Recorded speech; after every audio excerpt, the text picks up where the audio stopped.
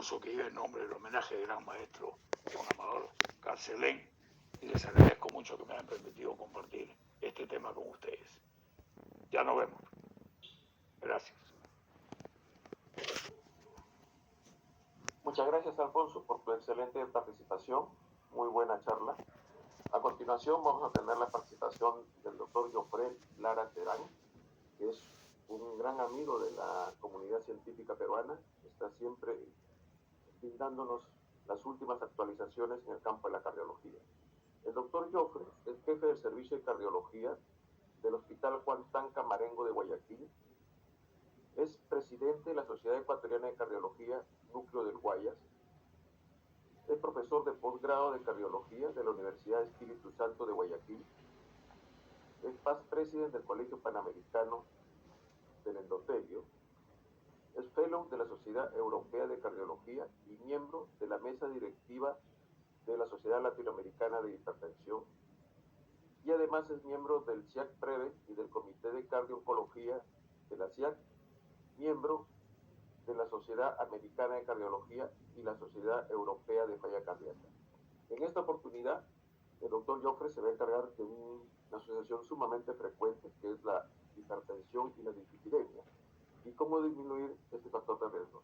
Adelante, por favor, doctor Jofré. En primer lugar, deseo agradecer a los organizadores del 14º Congreso Internacional de Hipertensión Arterial, Dr. Amador Carcelén Bustamante, organizado por la Sociedad Peruana de Hipertensión Arterial, presidida por el Dr. Félix Medina. El tema que se me ha asignado es cuando la hipertensión arterial y la dislipidemia coexisten, ¿cómo disminuir el riesgo cardiovascular? Lo primero que quiero analizar con ustedes es que la hipercolesterolemia y la hipertensión no deben de ser consideradas desde el punto de vista de mecanismo fisiopatológico como entidades independientes. Vamos a ver que en realidad son dos caras de una misma moneda. ¿Por qué? Porque la hipertensión arterial y la hipercolesterolemia van a producir estrés oxidativo, disfunción endotelial e inflamación vascular a través de la producción de todos estos mediadores. Resalto la producción de LDL oxidadas, tromboxania 2, endotelina y activación del sistema renina-angiotensina que van a promover, por un lado, que la hipertensión promueva aterosclerosis y que la dislipidemia promueva hipertensión arterial. Y como puntos claves de este concepto es que ambas entidades tienen efectos sinérgicos, proinflamatorios y protrombóticos, y esta interacción nos explica por qué los inhibidores del sistema renina-angiotensina son altamente eficaces en la reducción de la aterosclerosis inducida por hipercolesterolemia. ¿Por qué también la terapia hipolipemiante con estatinas disminuye la presión arterial mediante un efecto pleiotrófico? Y que la terapia combinada de reducción de presión y de lípidos tiene un importante efecto sinérgico sobre la regulación de la presión arterial y los niveles de colesterol. Vamos a ir analizando una serie de estudios que permiten ir entendiendo esta correlación. Este es un estudio alemán en donde se ve qué sucede en hombres hipercolesterolémicos, cómo está la función del receptor AT1 y cómo responde este receptor AT1 a la administración de estatinas. Ustedes ven, aquí están pacientes hipercolesterolémicos y normocolesterolémicos. Inicialmente sus presiones arteriales sistólicas y diastólicas son similares entre sí. ¿Qué pasa cuando a estos pacientes se les administra angiotensina 2? ¿Qué sucede? Que los pacientes que son hipercolesterolémicos van a tener un aumento de la presión arterial, tanto sistólica como diastólica, lo cual no acontece con los pacientes que son normocolesterolémicos. ¿Qué sucede después de 8 semanas de administración de estatinas, 20 a 40 miligramos de atorbas o simvastatina, durante 6 semanas?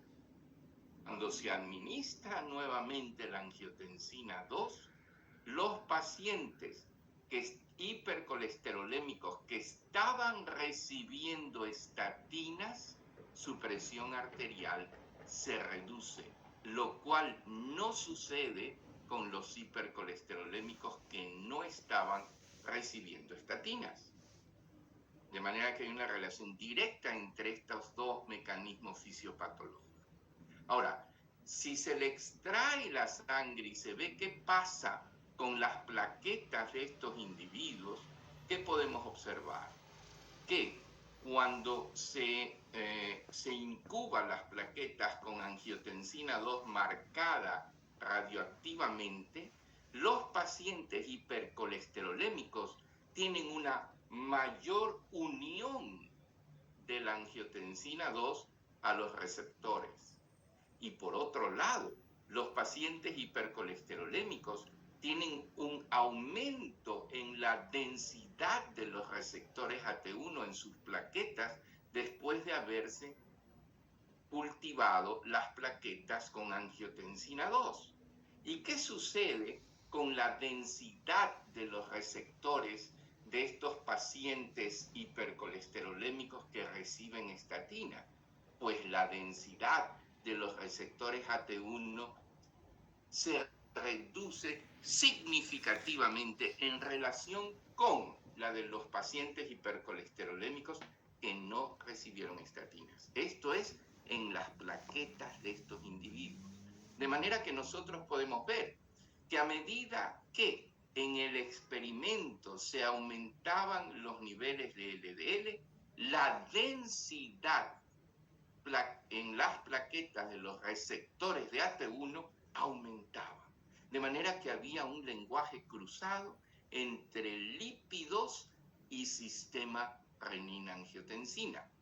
Por esta razón es que nosotros podemos entender que los altos niveles de colesterol y de LDL permiten la sobreexpresión de los receptores AT1 con aumento de la respuesta vasoconstrictora y presora a la angiotensina 2 y con un daño vascular al principio estructural y después funcional que lleva a hipertensión y daño a órgano blanco.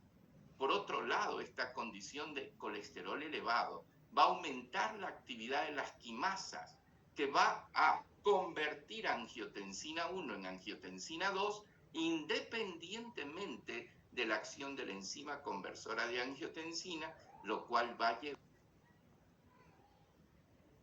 a una oxidación de la LDL y daño vascular. De manera que miren cómo la oxidación de las LDL y el aumento de la expresión de receptores AT1 tienen un mecanismo común, que es la hipercolesterolemia. Y en modelos experimentales se ha visto aquí que a medida que aumenta la presión de distensión transmural en esta aorta de conejo, los niveles de LDL en la íntima aumentan significativamente. Y ustedes pueden observar que a medida que la presión arterial aumenta en estos modelos experimentales animales, la concentración de LDL en la íntima aumenta. Este es el mensaje que estoy queriendo transmitir en esta parte inicial. Estas dos condiciones, hipertensión e hipercolesterolemia, tienen una estrecha interrelación entre sí y tienen mecanismos de fisiopatológicos de daño compartidos entre ellas. Ahora, vamos a ver un poco qué sucede con la prevalencia, tratamiento y control de la dislipidemia entre adultos hipertensos. Ustedes pueden ver que en sujetos de raza negra, aquí tienen hombres y mujeres, la prevalencia de dislipidemia en hipertensos en mujeres de raza negra es de prácticamente 50%, en hombres de raza negra 56%, tratados un porcentaje muy bajo y controlados apenas el 3%. En las personas de raza blanca, la prevalencia de dislipidemia en hipertensos, tanto en mujeres como en hombres, es mayor. Entonces, podemos ir viendo que estas dos condiciones están estrechamente relacionadas y que la prevalencia de dislipidemia en hipertensos es significativa. ¿Y cómo está el control de la LDL en estos individuos? Nosotros vemos que en pacientes hipertensos, los que tienen bajo riesgo cardiovascular tienen un nivel de descontrol de LDL significativo. Y esta falta de control va aumentando a medida que el riesgo de este paciente hipertenso va aumentando. La siguiente pregunta es, ¿la dislipidemia tiene capacidad predictiva de ver qué paciente dislipidémico va a progresar a hipertensión arterial? Y nosotros vemos en este estudio cuál es la tasa de supervivencia libre de hipertensión por quintiles. En el quintil más alto de colesterol total, de triglicéridos y de no HDL, vemos que en el seguimiento en el tiempo ellos van a tener una mayor progresión a hipertensión arterial. Si tenemos más de 220 de colesterol, el riesgo relativo aumenta en el 50% de desarrollar hipertensión. Si hay hipertrigliceridemia, 77%. Si hay un alto no HDL, 70%. Y entonces los pacientes dislipidémicos, si no son hipertensos, tienen más probabilidad de desarrollar hipertensión en el seguimiento que los que no lo son. Vamos a ver cuáles son los efectos beneficiosos de la combinación a dosis fija de amlodipina y atorvastatina en pacientes que tienen hipertensión e hipercolesterolemia. ¿Y qué voy a resaltar aquí? Miren, aquí tienen ustedes en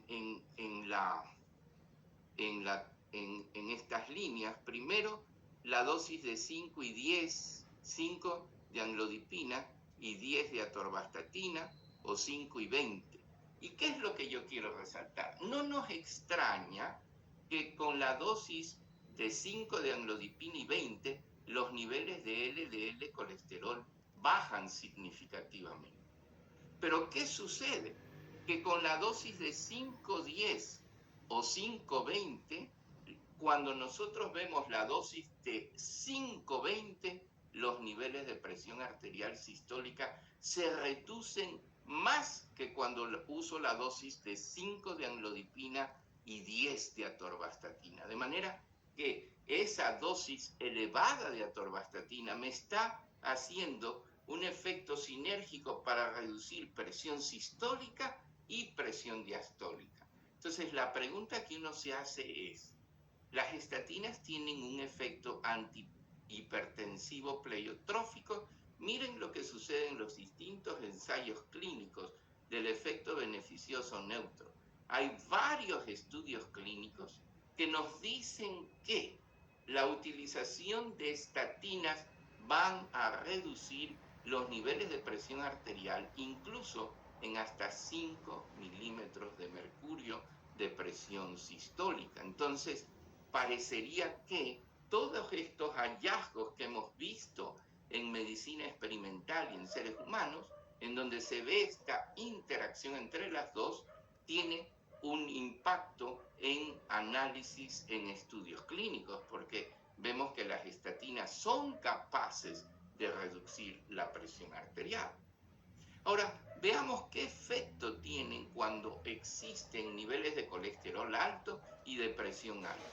Cuando tenemos en los quintiles la presión de menos de 118 milímetros de mercurio de sistólica y tenemos el quintil más alto de colesterol, vemos que hay 12 muertas por 10.000 pacientes año.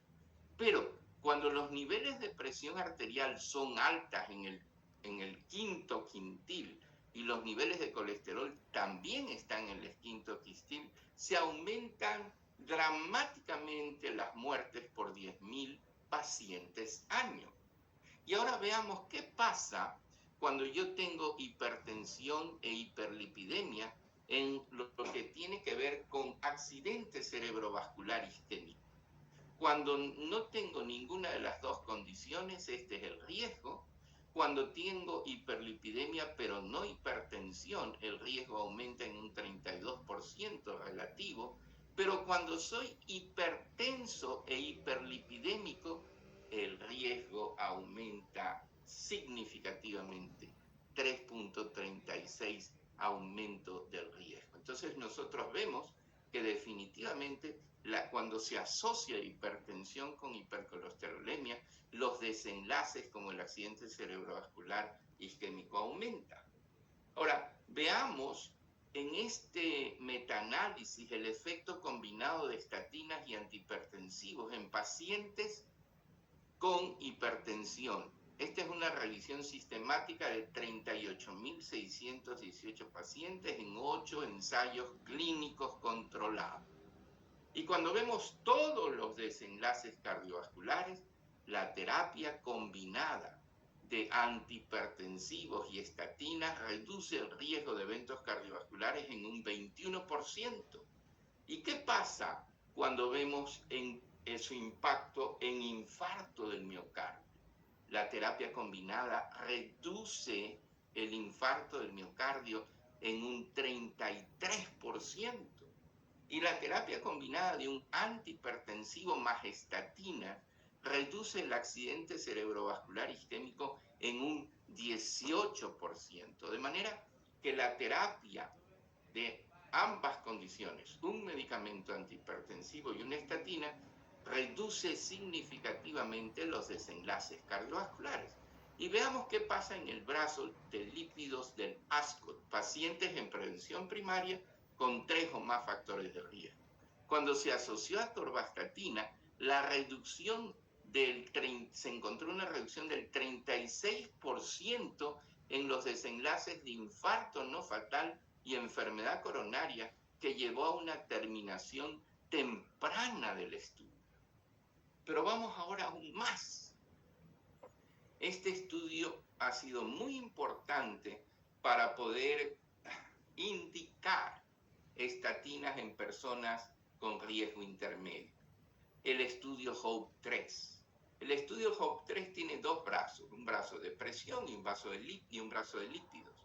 Y vemos en esta parte del brazo de lípidos cuál fue el efecto que se tuvo al reducir el colesterol en prevención primaria en personas sin enfermedad cardiovascular con un riesgo intermedio de acuerdo a las escalas SCORE.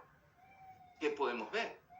El grupo placebo, que no recibió rosuvastatina 10 miligramos, tenía al inicio 130 miligramos por decilitro de LDL. Nada que nos llame la atención, paciente en prevención primaria. Los que recibieron rosuvastatina bajaron las LDL a 90, la ApoB también y la proteína C reactiva. ¿Y qué pasó cuando vemos los desenlaces cardiovasculares?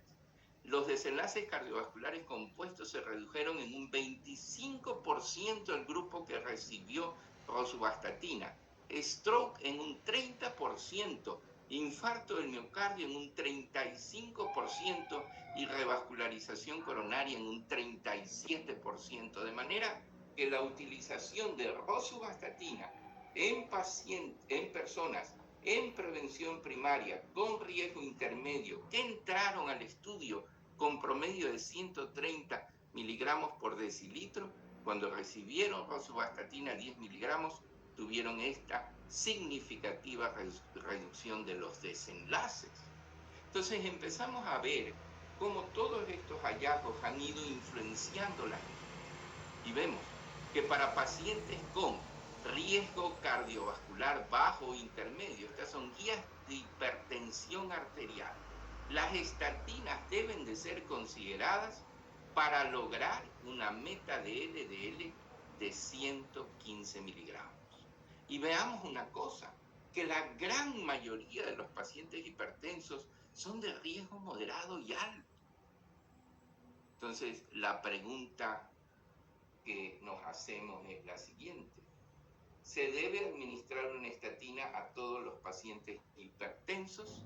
Y en medicina nada es para todos, pero lo que sí nos queda claro es que de acuerdo al estudio HOPE, incluso en pacientes con riesgo cardiovascular intermedio sin enfermedad cardiovascular manifiesta, el uso de estatina puede ofrecer beneficios en parte independiente de la reducción de las LDL. Y dado que la hipertensión contribuye de forma importante al riesgo cardiovascular, debe considerarse el uso de estatinas en los pacientes hipertensos. Obviamente, el mensaje final es: la gran mayoría de nuestros pacientes hipertensos necesitan terapia con estatinas. Y estas terapias en este grupo de pacientes van a reducir significativamente los desenlaces cardiovasculares. Les agradezco mucho por su atención. Nosotros estamos plenamente agradecidos a usted, doctor Joffre. Excelente su charla como siempre, ¿verdad? A continuación, tenemos la participación del doctor Ezequiel Forte. Él es cardiólogo de la Universidad de Buenos Aires, fellow de la Sociedad Interamericana de Cardiología, director del Consejo de Cardiometabolismo de la Sociedad Argentina de Cardiología, director médico en CENDIC, es diplomado universitario en epidemiología de las enfermedades crónicas no transmisibles, codirector de la SEAC Comunidad, miembro de la SEAC Preve y asesor científico del Comité de Obesidad y Diabetes de la Federación Argentina de Cardiología. Con ustedes, el doctor Ezequiel Forte. Adelante, por favor. Bueno, muchísimas gracias por la invitación a este Congreso Internacional de Hipertensión Arterial. Yo voy a hablar acerca de obesidad y factores de riesgo metabólico más allá de la presión arterial para reducir el riesgo cardiovascular total. Mi nombre es Ezequiel Forte, soy cardiólogo de la Universidad de Buenos Aires y miembro titular de la Sociedad Argentina de Cardiología, fellow de la Sociedad Interamericana, actual director del Consejo de Cardiometabolismo de la SAC y asesor científico también en el Comité de Obesidad y Diabetes de la Federación Argentina de Cardiología. Estos son mis conflictos de interés para esta presentación. Bueno, sabemos que el riesgo cardiometabólico no podríamos adjudicárselo solamente a la hipertensión arterial, sino que es un conjunto de problemas, de alteraciones metabólicas que van a generar enfermedad cardiovascular.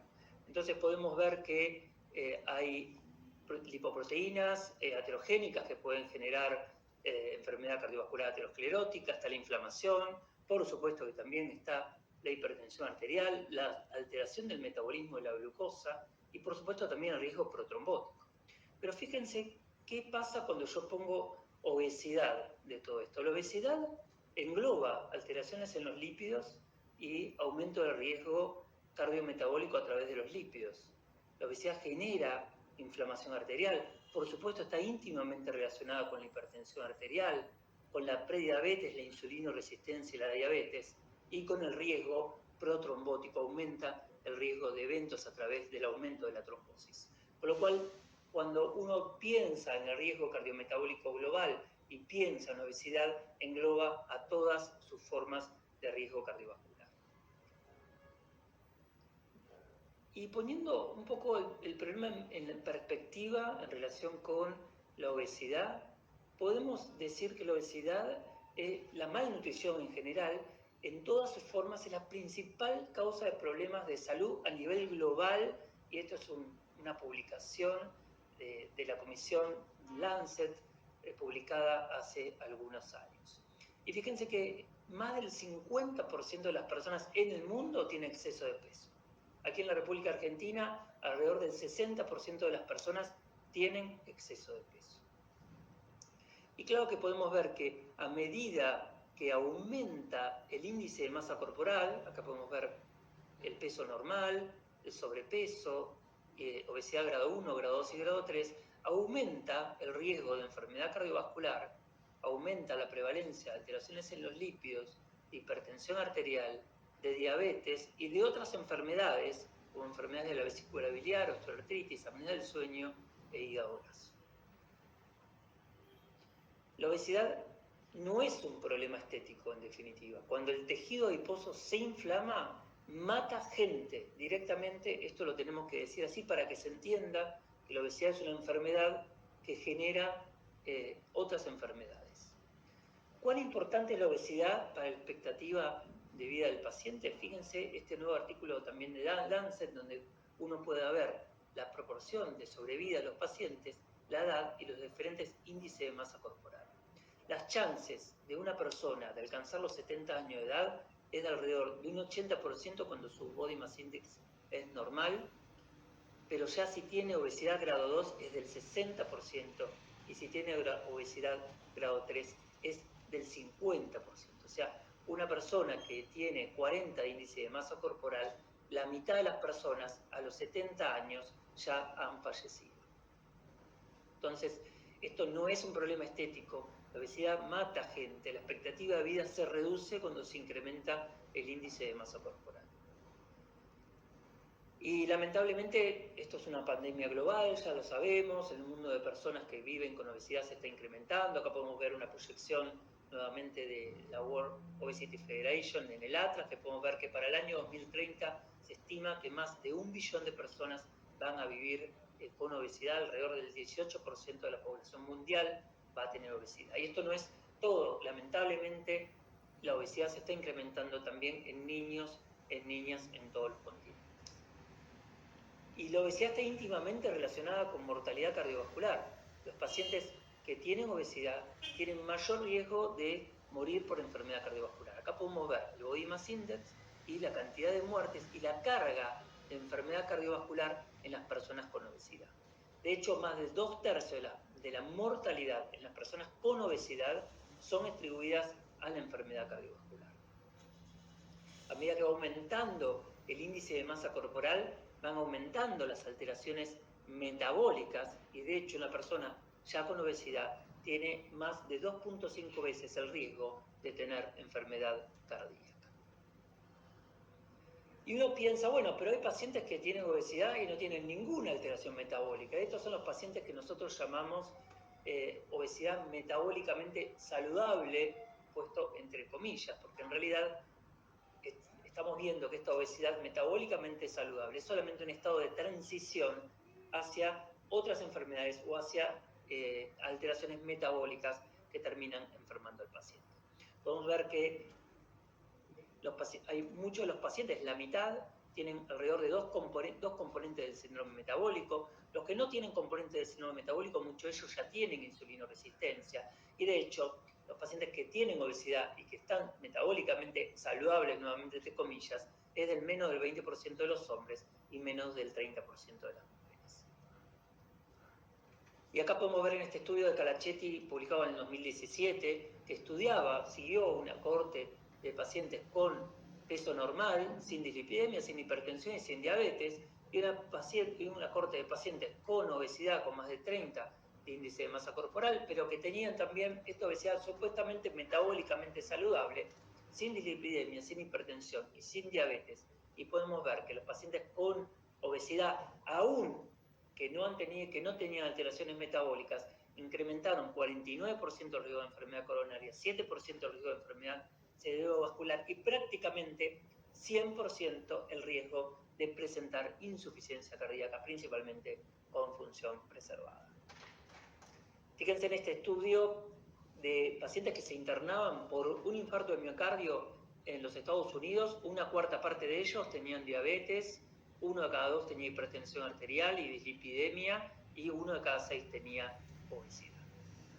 Entonces, la obesidad claramente, esto no hace falta que lo aclaremos, se asocia con síndrome metabólico, con alteraciones metabólicas, y un poco para recordar lo que es el síndrome metabólico, se pueden tomar diferentes definiciones, pero en definitiva tienen estos 4 componentes en la mayoría de ellos: la obesidad abdominal, medida por circunferencia de cintura, triglicéridos elevados con HDL reducido, hipertensión arterial y glucemia alterada. Y este síndrome metabólico habitualmente tiene 3 determinantes principales, que son la genética, pero fíjense que es un pedacito de la genética nada más. Gran parte tiene que ver con el comportamiento y principalmente tiene que ver con el medio ambiente. Y dentro de lo que es síndrome metabólico, uno podría decir que los pacientes con síndrome metabólico con peso normal son los que mayor tienen hipertensión arterial, este es el fenotipo más frecuente, y alteraciones en la glucemia, y esto es más o menos 1/3 de los pacientes. Después muchos de los pacientes tienen o sobrepeso, algunos de ellos con obesidad central, y muchos de ellos con sobrepeso y triglicéridos aumentados, HDL bajo. Y después hay otros componentes del síndrome metabólico. Uno dice, bueno, está bien, el paciente no tiene hipertensión, el colesterol más o menos está bien, la glucemia no está alterada, pero hay muchas cosas que no estamos midiendo. La adiposidad, con lo que es el perímetro de cintura, lo podemos ver, la grasa acumulada en lugares ectópicos, la esteatopatitis no alcohólica o la enfermedad metabólica, la enfermedad del hígado por enfermedad metabólica, MALF. Cuando se inflama el tejido, los marcadores de alteración del tejido adiposo, la leptina y la adiponeptina, que habitualmente no medimos, las dislipidemias, que habitualmente están asociadas con aumento de lipoproteínas heterogénicas por pequeñas lipoproteínas LDL pequeñas y densas. Obviamente también hay resistencia a la insulina, y muchas veces hay resistencia a la insulina incluso con glucemias normales, y tal vez acá sí, a veces es útil medir la insulinemia, el OMA y la curva de tolerancia a la glucemia. Estos pacientes muchas veces tienen disfunción endotelial, y esto tampoco lo medimos, la albuminuria sí la podemos medir, y estos pacientes también tienen alteraciones de la inflamación, aumento de la inflamación crónica de bajo grado y aumento de la posibilidad de trombosis. Y otras 2 cosas que no medimos en este cuadro, que es la enfermedad renal y bueno, las microalbuminuria. Y fíjense que para la obesidad aumenta el riesgo de que el paciente tenga diabetes. ¿Por qué aumenta el riesgo? Es interesante este artículo que decía que hay una capacidad homeostática y una capacidad de cambiar ante la carga de factores de riesgo. Entonces hay factores maternales que determinan la capacidad homeostática, y hay factores del estilo de vida que determinan la capacidad de la carga sobre el sistema metabólico del paciente. Y a medida que va aumentando, a medida que se va reduciendo la capacidad metabólica y se va aumentando la carga metabólica por estos factores, va aumentando el riesgo de diabetes. Y cuando aparece el síndrome metabólico, eso no es nada bueno para el paciente. Fíjense este metaanálisis de casi 1 millón de pacientes. Podemos ver que cuando aparece el síndrome metabólico se incrementa por 2.35 el riesgo de eventos cardiovasculares, se aumenta por 2.4 el riesgo de mortalidad cardiovascular, por 2 el riesgo de infarto y por 1.58 el riesgo de mortalidad total. Ya en el síndrome metabólico también hay diferentes fenotipos, diríamos, o clústeres.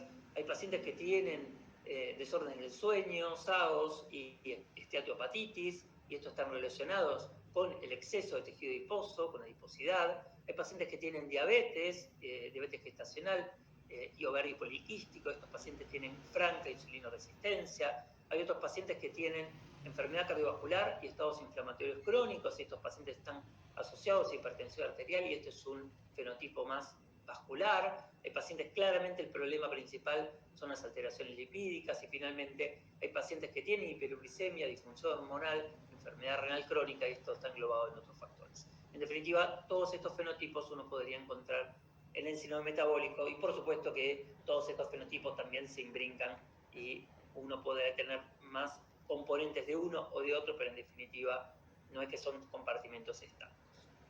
Y el problema de la obesidad es no solamente el exceso de tejido adiposo, sino que el problema es el exceso de tejido adiposo ectópico que infiltra el hígado, infiltra el pericardio, infiltra las arterias, y este es el tejido adiposo que genera cambios metabólicos y que genera enfermedad cardiovascular. En esta vieja imagen, ya vieja porque del 2010, digo, de Kenneth Pusey, podemos ver que de lo que es el tejido adiposo normal, aparece, cuando se va acumulando, aparece la hipertrofia de los adipocitos, esto genera hipoxia, estrés oxidativo, los adipocitos se mueren, aumenta la lipólisis. Cuando se empiezan a morir estos adipocitos y genera hipoxia, genera aumento de marcadores inflamatorios, esto atrae a los macrófagos que lo infiltran, hay polarización de los macrófagos, reducción de la adiponectina, aumento de las adipoquinas, y esto produce enfermedad cardiovascular, alteraciones en los músculos, aterosclerosis, insuficiencia cardíaca, etc.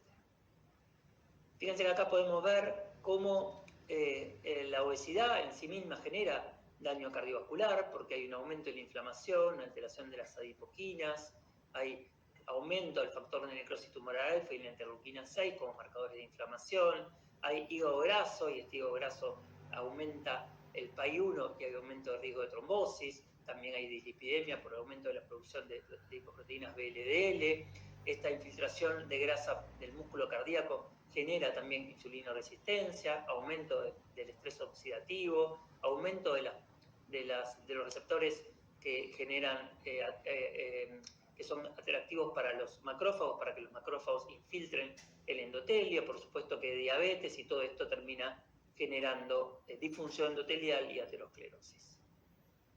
Ahí, fíjense esto qué interesante, esto Fuster ya lo viene diciendo hace algunos años, cómo juega el sistema inmune en el riesgo de aterosclerosis. Hay activación temprana de la médula ósea en los pacientes que sufren aterosclerosis. Acá podemos ver en naranja la activación de la médula ósea, y en azul, cuando no hay activación, podemos ver que los pacientes con síndrome metabólico, con obesidad e incluso con hipertensión, pero un poco menos, tienen mayor activación de la médula ósea. Lo podemos ver acá nuevamente, los pacientes con activación de la médula ósea tienen mayor insulinoresistencia, magnoma alterado, proteína C reactiva elevada y ferritina también como marcador de inflamación. Y esta activación de la médula ósea va increciendo a medida que va aumentando la obesidad central. A mayor obesidad central, mayor activación de la médula ósea. Esta activación de la médula ósea se correlaciona con aterosclerosis precoz.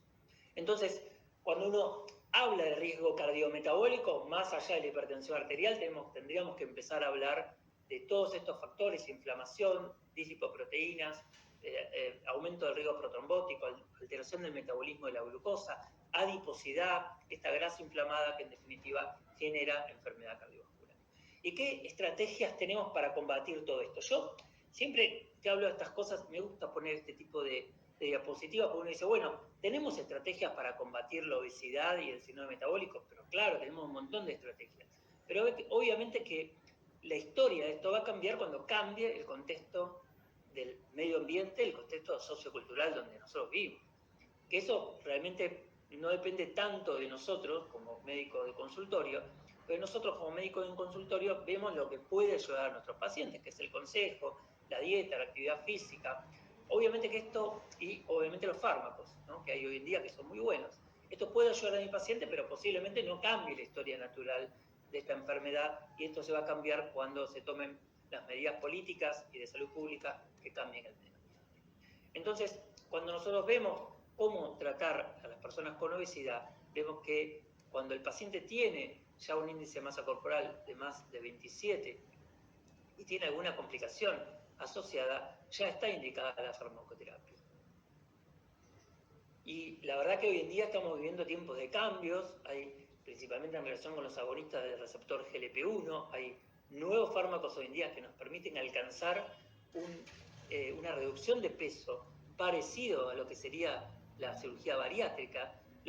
La dieta y el estilo de vida alcanza entre un 5 y un 8% de reducción del peso corporal, pero fíjense cómo la cirugía bariátrica alcanza a veces alrededor del 30% de la reducción de peso, pero fíjense cómo los nuevos agonistas GLP-1 o los agonistas duales o el cangrisema pueden alcanzar algo que se va acercando a lo que podría ser la cirugía bariátrica. Entonces estamos en este tiempo de cambio. Hoy en día contamos con medicamentos como el liraglutide 3 miligramos o semaglutide 2.4 miligramos que nos permiten alcanzar una reducción efectiva del peso. Y se vienen todos estos fármacos, cangrisema, tirzepatide, ratatutide, semaglutide vía oral y algunos otros fármacos que están saliendo hoy en día. Todo este futuro lo vamos a ver en los próximos años muy cercanos. Entonces, para hablar de lo que más conocemos, que es el semaglutide, sabemos que el semaglutide es un agonista del receptor GLP-1 que actúa sobre el sistema de incretina, que obviamente reduce la glucemia, pero además de reducir la glucemia, reduce francamente el peso, y ahora lo vamos a ver, reduce la inflamación, esto que estábamos hablando, mejora el perfil lipídico y reduce la presión arterial, baja un poquito la presión y reduce la hipertrigliceridemia postprandial principalmente, mejora un poquito el HDL, tiene efectos antiateroscleróticos en algunos modelos de aterosclerosis en ciencia básica y tiene efectos nefroprotectores principalmente en relación con la presencia de microalbuminuria. Entonces, uno está tan entusiasmado con los agonistas GLP-1 porque uno puede ver que puede atacar a los pacientes con obesidad y síndrome metabólico en los múltiples componentes que tiene esta enfermedad. Fíjense lo que pasaba en los estudios STEP. El programa STEP era el programa con semaglutide para reducción de peso. Entonces podemos ver qué es lo que pasaba con semaglutide contra placebo y con cambios intensivos en el estilo de vida, en el largo plazo, a 68 semanas, y en los pacientes con diabetes, podemos ver que semaglutide alcanza, fíjense, 16% de reducción de peso, 17% contra medidas intensivas de estilo de vida. Medidas intensivas de estilo de vida alcanzan 5% de reducción de peso, semaglutide 17%. En definitiva, en los estudios STEP se observa que hay una pérdida de peso entre el 17% y el 18% con semaglutide 2.4 miligramos. Y fíjense lo que pasaba con el síndrome metabólico. Esto es STEP 1, pacientes con obesidad, sin diabetes.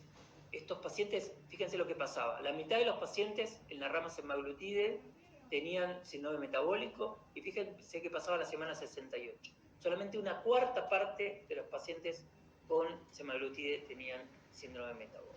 Esto es un impacto para nuestros pacientes realmente muy importante. Y estamos a la espera, ahora se presenta dentro de unos días nomás el estudio SELECT en el American Heart. Se va a publicar semaglutide 2.4 miligramos contra placebo en pacientes con enfermedad cardiovascular, pero sin diabetes y con un punto final de eventos cardiovasculares, del MACE, muerte cardiovascular, infarto no fatal y stroke, y ya la empresa anunció que este estudio fue positivo, con lo cual semaglutide posiblemente sea una estrategia para estos pacientes con obesidad sin diabetes, para reducir el riesgo cardiovascular. Entonces, en definitiva, para ir terminando, porque el tema obviamente da para mucho más y obviamente espero todas sus preguntas. Uno podría decir que la obesidad engloba factores de riesgo cardiometabólicos que están más allá de la hipertensión arterial. Incluso la obesidad metabólicamente sana incrementa el riesgo de enfermedad cardiovascular. El tratamiento debe ser intensivo, sobre todo los factores de riesgo, por supuesto, y hoy en día contamos con nuevas estrategias que podrían marcar e impactar en los resultados individuales de esta pandemia que es global. Muchas gracias. En verdad, excelente su participación, muy linda su charla. Muchas gracias. Y ahora tenemos pocos minutos, lamentablemente, para hacer preguntas. Estamos viendo que la hipertensión, la dislipidemia, la obesidad son combinaciones deleterias para la salud cardiovascular. Se relacionan con un aumento del estrés oxidativo, la disfunción endotelial, del daño de órgano blanco. En lo que se refiere a la hipertensión y la asociación con dislipidemia, hemos visto el aumento del LDL y el aumento de la presión arterial. Hay algunos estudios en los que se relaciona con la lipoproteína A y con hipertensión severa o hipertensión secundaria, doctor Joffre. Bueno, la lipoproteína A, lo que los americanos llaman el Lp(a), es hoy por hoy se considera un factor de riesgo cardiovascular y hay suficientes evidencias. El único punto es que todavía no existe un estudio que diga que bajándola se reducen los eventos, porque bajar el LPA es más difícil. Pero para enfermedad aterosclerótica y para estenosis valvular aórtica hay una relación. Y como el doctor Forte decía, el problema es que una vez que hay estrés oxidativo y disfunción endotelial, se activan todos los mecanismos. Y al final del día hay un lenguaje cruzado en donde la disfunción endotelial lleva a hipertensión, la obesidad lleva a dislipidemia y todo es a través de este mecanismo. Entonces, ¿la LPA provoca disfunción endotelial? La respuesta es sí. Y si provoca disfunción endotelial, ¿va a activar al sistema renina-angiotensina-aldosterona? La respuesta es sí. Y a través de ese mecanismo, ¿va a promover hipertensión arterial? La respuesta es sí. Por lo tanto, cuando hablamos de riesgo cardiometabólico y lo tenemos que enfocar desde el control de todos los factores de riesgo. No sé, doctor Forte, si tiene algún comentario al respecto. Y le agradezco, doctor Sosa, por su tan amable presentación. Siempre para mí es un gusto verlo. El gusto es nuestro. No, la verdad que un poco coincido con el doctor Joffre, ¿no? Que un poco lo que yo decía, que en realidad los pacientes no tienen solamente hipertensión arterial, no tienen solamente diabetes. Bueno, hay alguna pregunta también de ácido úrico. O sea, los pacientes tienen componentes diferentes de algo que nosotros llamamos síndrome metabólico, pero que en realidad engloba algunas cuestiones que podemos medir, pero hay un montón de cuestiones que no podemos medir. Entonces, yo cuando viene un paciente con obesidad al consultorio, obviamente le tomo la presión, le mido los lípidos, el azúcar, es una curva de sobrecarga de glucemia. Estoy pensando cómo está su grasa, si tiene infiltración grasa del hígado, si tiene infiltración grasa del corazón, de los músculos, y si esa grasa está inflamada o no está inflamada. Porque, como yo comentaba al principio, ¿no? La grasa inflamada mata gente. Mata gente porque es el...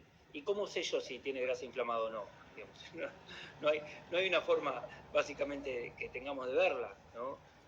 Podemos suponerla, pero no tenemos que verla. En definitiva, digamos, los pacientes no tienen una sola cosa, ningún paciente tiene una sola cosa. Y cuando se llega a tener hipertensión arterial, trastornos en los lípidos, diabetes, yo creo que ya estamos llegando tarde, para mí ya estamos llegando tarde, porque el paciente por algo tiene, estos son marcadores, ¿no? Por algo tienen todo eso, porque hubo muchos mecanismos fisiopatológicos que no estuvimos viendo, que se fueron activando durante años y no pudimos tratarlos adecuadamente o pesquisarlos adecuadamente para poder prevenir la aparición de estos factores cardiometabólicos.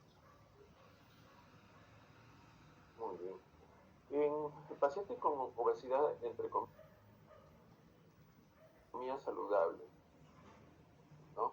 Hay muchos que dicen, no, que yo soy gordito, pero soy sano, tengo colesterol, triglicéridos, todos normales, pero lamentablemente vemos que en el correr del tiempo estos pacientes tienen un mayor riesgo coronario, tienen mayores complicaciones a largo plazo. Entonces, ¿hay algunos factores de inflamación que produzcan daño en el endotelio y que no hemos observado? Que no hemos observado, y es que es muy difícil de pesquisar la inflamación, ¿no?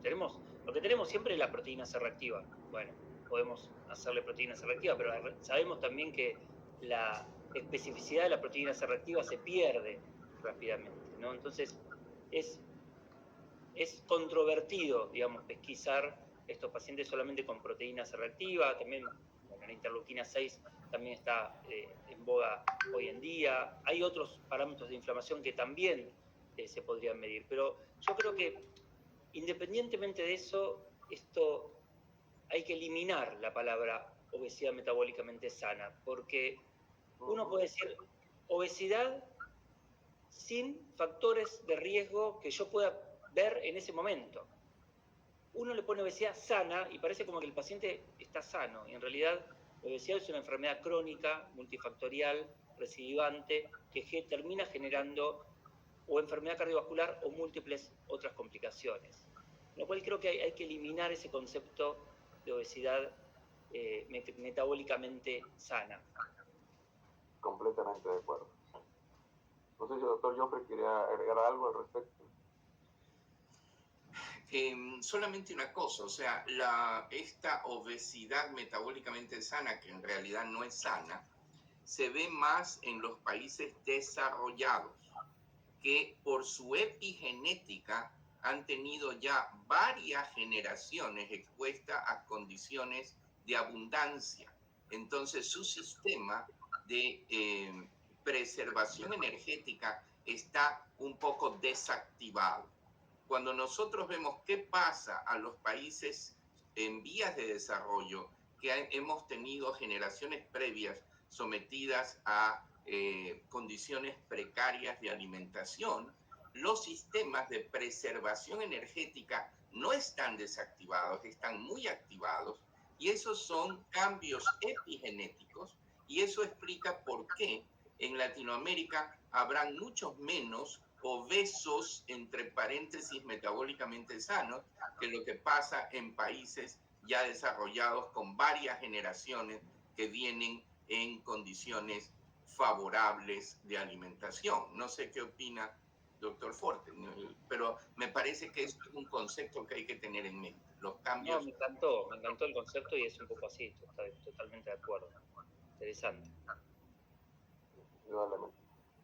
Bueno, una última pregunta que es una pregunta del auditorio. Dice, paciente con factor de riesgo moderado de presión arterial 130/80 milímetros de mercurio y LDL de 130, 45 años de edad. ¿Le indica estatina? Mire, la respuesta está en el HOPE, en el brazo de lípidos. Yo creo que el HOPE es un estudio, como los americanos dicen, landmark. ¿Por qué? Porque realmente nos dice, oiga señor, el paciente de riesgo intermedio, que es la gran mayoría de pacientes, o sea, están en riesgo intermedio alto, se van a beneficiar de estatinas. Dele estatinas. Mi pregunta es, ¿a qué paciente hipertenso yo no le voy a dar una estatina? Es a la gran minoría. Será solo pacientes de muy bajo riesgo que podrían, siendo hipertensos, no necesitar estatina. Pero la evidencia me dice que será la excepción a la regla.